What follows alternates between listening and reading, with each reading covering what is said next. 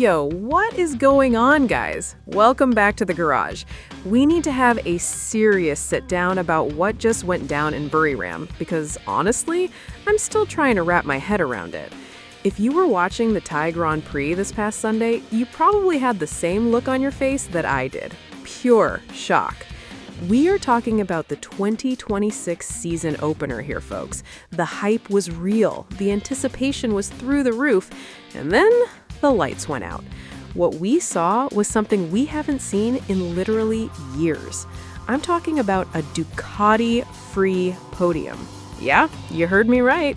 For the first time since the British Grand Prix way back in 2021, there wasn't a single Desmosedici rider spraying champagne on Sunday.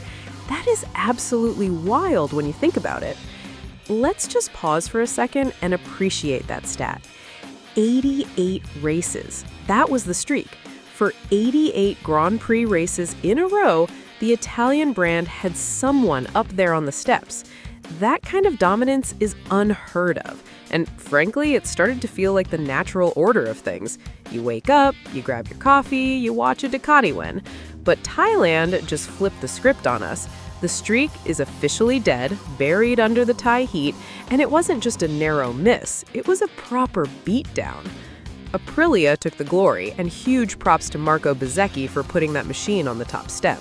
Seeing Bez on the Aprilia taking the win is a story in itself, but we are here to talk about the red garage and the defending champion, Marc Marquez. So here is the situation. The best Ducati could manage was Fabio Di Giannantonio in 6th place. 6th! And the gap? They were over 15 seconds behind the winner. In modern MotoGP, 15 seconds is basically a different time zone. It's an eternity. You usually see gaps measured in tenths or maybe a couple of seconds, but being that far back sets off alarm bells. Now, naturally, everyone is looking at the defending champ. Marc Marquez had a rough day at the office, to put it mildly. He didn't even finish the race. But before you start typing Marquez is washed or Ducati is done in the comments, let's actually look at what happened, because the context here is super important. Marc was running a solid race. He wasn't leading, but he was hunting. He was stalking the podium spots, getting ready to make his move in the final stages, which is classic Marquez strategy. But then, lap 21 of 26 comes around and it's game over. Not because of a crash and not because of an engine blow-up. It was the rear wheel. The rim actually broke. Can we talk about how scary that is? A broken rim at those speeds? Marc mentioned in his interview with TNT Sport that the double curbs at Buriram are notoriously tricky, but this was something unusual. He said the rim was heavily damaged, and he considers himself lucky, and honestly, he should. If that wheel had collapsed completely while he was leaned over or braking hard, we would be talking about a massive high side. We've seen what happens when rear ends fail, and it's never pretty. So in a weird way, a DNF is better than a trip to the medical center. Despite the disaster of a weekend, the vibe from Marquez is surprisingly chill.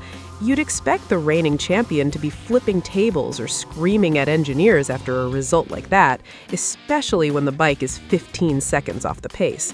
But Marc, he's telling everyone to relax.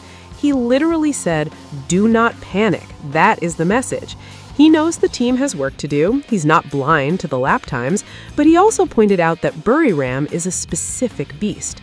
The tire casing Michelin brings here is different because of the heat and the track layout. It's a stiff construction to handle the temperature, and sometimes that just doesn't mesh well with a bike space setup. It's interesting to hear Davide Tardazzi, the boss of Ducati, admit that they're confused. He said they were strong in the test just a week ago, so falling off the pace this hard is a mystery. Usually when a team manager says, "We don't understand," it's time to worry. But Marc's experience is really showing here.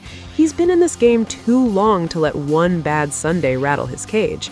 He made a good point about not getting distracted. He said, "I don't want to lose time. I just want to think about the next race." That is a champion's mindset.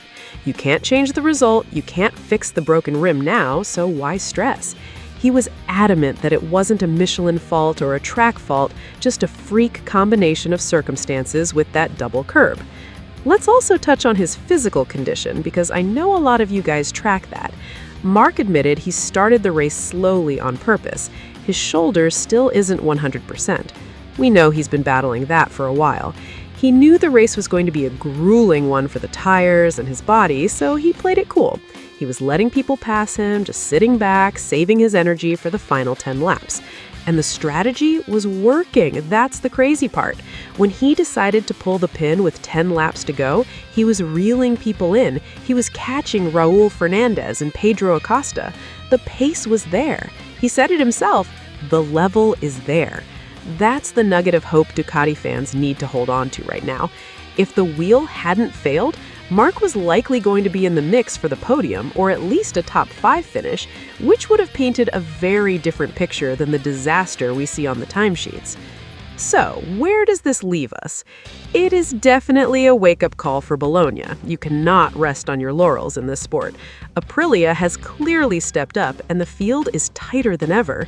If you sleep for a second, you end up in 6th place, or with a broken wheel in the garage. But is it time to hit the panic button? Nah, I don't think so. Not yet. We are one race into the 2026 season. The conditions in Thailand were extreme, the tires were specific, and luck was not on their side. If we go to the next round, maybe somewhere with standard tires and cooler temps, and Ducati is still 15 seconds behind, then yeah, we can start asking the tough questions. For now, we trust the process. Marquez seems confident that the speed is still in the bike and in himself. The team just needs to figure out why the data from the test didn't translate to the race. It's that classic motorsport puzzle. I want to hear from you guys, though. What do you think? Was this just a bad weekend for Ducati, or has the balance of power finally shifted in 2026? And how scary is that wheel failure? Drop your thoughts down below. Let's get a conversation going. Anyway, that's the scoop for today. Keep it